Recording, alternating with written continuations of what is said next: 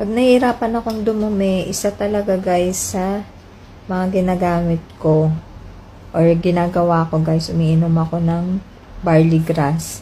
Tapos isa to sa pinagkakatiwalaan kong brand talaga kasi na-try ko na nga to. Ito yung talagang pinakagusto ko sa lahat ng brands na na-try ko na barley grass. Tapos bali guys, yun nga kasi kung na-try nyo guys, ako kasi kapag isang araw pa lang na hindi ako makadumi, kahit halimbawa aalis ako, sanay ako na bago ako umalis, kailangan makadumi muna ako kasi pag hindi talaga ako komportable, parang iba yung pakiramdam ko, tapos parang feeling ko hindi ako makakain ng madami, ganyan, konting masama yung pakiramdam ko, lalo na kapag nararanasan ko yung unang araw, pangalawa, tas pangatlo, hindi pa rin ako, kinakabahan ako niyan guys, kasi nga, isang araw nga na hindi ako makadumi, ang sama na sa pakiramdam ko Tapos yun usong-uso kasi nga guys, yung mga nagkakaroon ng mga sakit, diba? Dahil nahihirapan makadumi. Kaya talagang, pag ganun, talagang inaano ko, kailangan makainom talaga ako ng barley grass kasi isa yon sa talagang nakakatulong sa akin.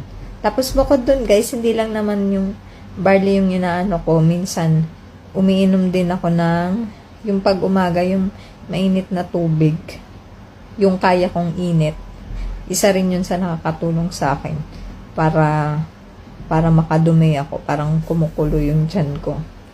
Pero normal kasi guys sa akin na pag halimbawa magkakaroon ako, halimbawa mga 1 to 2 weeks bago ako magkaroon, na yan, nagloloko na yung tiyan ko. Minsan, nagkulo ng kulo yung tiyan ko, tapos pag pasok ko sa CR, wala naman. Minsan naman, wala talaga, ayaw, parang hindi talaga ako makadumi. Minsan naman, panay-panay yung pagdumi ko, yung ganun, hindi siya normal kapag parang 1 to 2 weeks yan na magkakaroon ako. Parang dahil sa mens. Nagaganon talaga yung ko.